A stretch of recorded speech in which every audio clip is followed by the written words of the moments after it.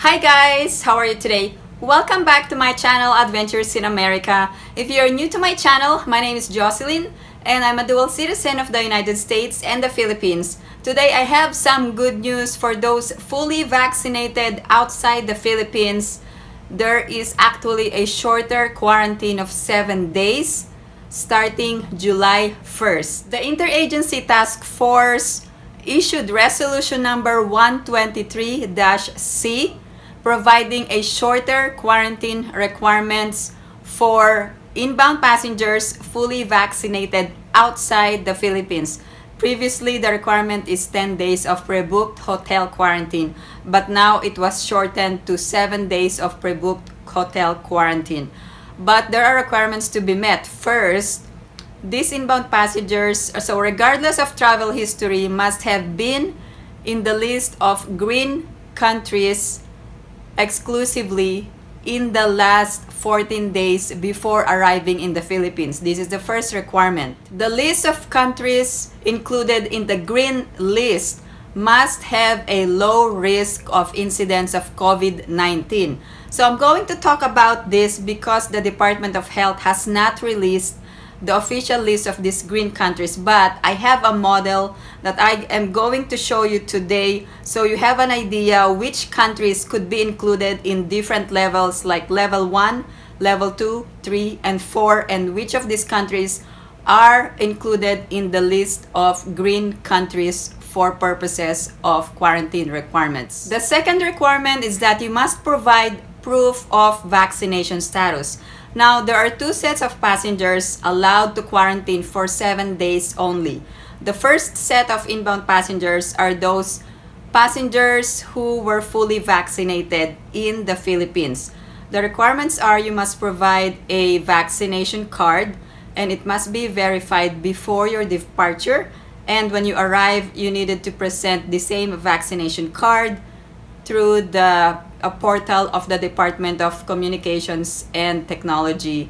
And then you also needed to present a certificate of vaccination from the city health officer where the last dose of the vaccine took place, or the city health officer of the local government unit where the vaccination or the last vaccination took place. The second set of passengers allowed are inbound passengers fully vaccinated outside the Philippines, and this is now the new requirement according to this new resolution. The requirement is that you needed to present a vaccination certification from the Philippine Overseas Employment Labor Post abroad or an international vaccine card, whichever is applicable. Let's talk about the quarantine requirements.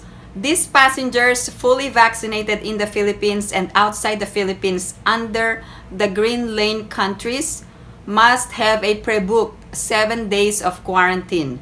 So day 1 starts on the day of arrival and the RT-PCR test will be done on the 5th day.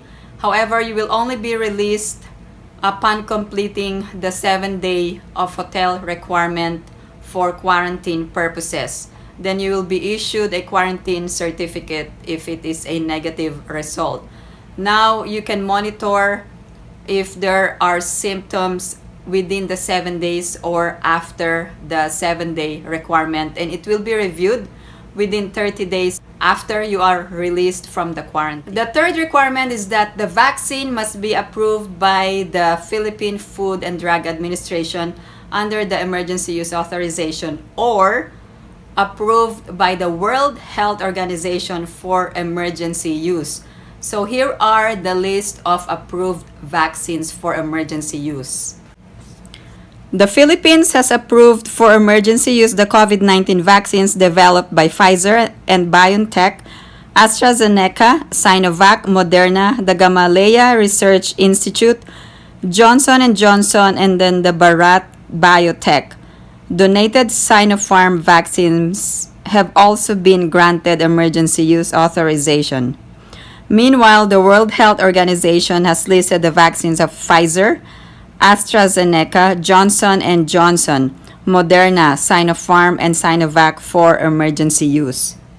Department of Health as of this time has not officially released the list of countries under the green lane or countries that are low risk. However, here in the US, the Centers for Disease Control and Prevention provided a criteria, and then it is also included in the IATF resolution number 123C. However, there is a criteria for the incidence of low risk, and this is stated in resolution 123-C of the IATF, and it is also patterned after the World Health Organization and also adopted by the CDC here in the US, the Centers for Disease Control and Prevention. There is actually a criteria. I may be able to provide you a clear picture which countries are included in the low risk areas based on different levels of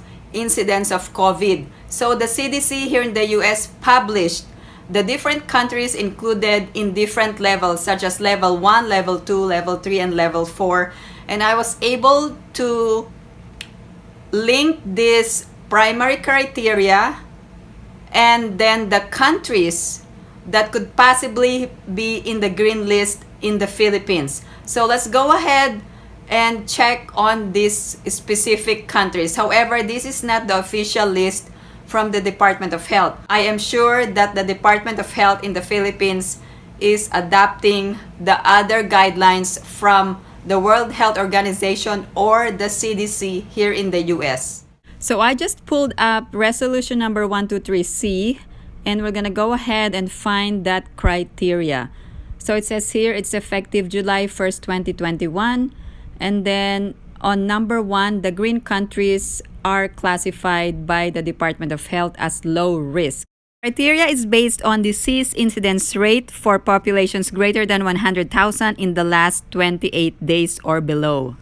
So here is the CDC website, which determines the level for COVID-19 travel health notices. Here is a level 1, level 2, level 3, and level 4 based on the incidence of COVID in different parts of the country in the world. Now, the CDC uses COVID-19 data reported by the World Health Organization and other official sources to determine these levels. Now, if the level is unknown, the travelers should follow the level 4 recommendations. Now, this is important. The travel health notice thresholds in which the Department of Health in the Philippines adopted the primary criterion of incidence rate based on the population of 100,000 in the last 28 days. Second criteria is the new cases trajectory rate. Now compare this to the resolution's green countries primary criterion for the incidence rate and the new case trajectory. It's almost the same. Now, the CDC provided the COVID-19 travel recommendations by map. And if you look at this one, there's like red, yellow, and gray colors on the different maps of different countries in the world. And there's these different levels of risk assessment level for COVID-19. There's unknown level, there's level 1, level 2, level 3, and level 4. But what is important is that we will have to find which countries are under the low risk area or the level 1. So we shouldn't concentrate on level 4, level 3, or level 2. So let's go find and concentrate on the countries on level 1. Now, I'm giving you a glance which countries are under level 1 or COVID-19 low. This is data that is constantly updated by the CDC. And this is from the World Health Organization's data as well. So if you see here, there's these unknown levels. So if these countries are under unknown levels, they will be treated as level 4, which is high-risk countries. So we are going to concentrate only on level 1 or COVID-19 low countries. So if you are coming from these countries, most likely you will be included under the green lane for purposes of the shortened quarantine requirements in the Philippines. This is not the official list, but this is just a guide or a model which countries are going to be in the list.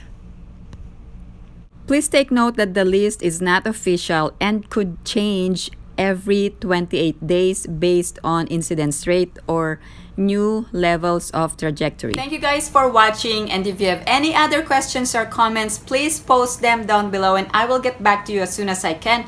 Also, if you recently traveled in the Philippines, please share your travel experience and let us know what you think of the travel restrictions. Again, thank you guys for watching, and if you haven't liked this video, please give it a big thumbs up. And if you haven't subscribed to my channel, please subscribe and hit that notification bell. I always welcome new subscribers. Thank you guys for supporting my channel. I hope everyone is staying safe and have a great day.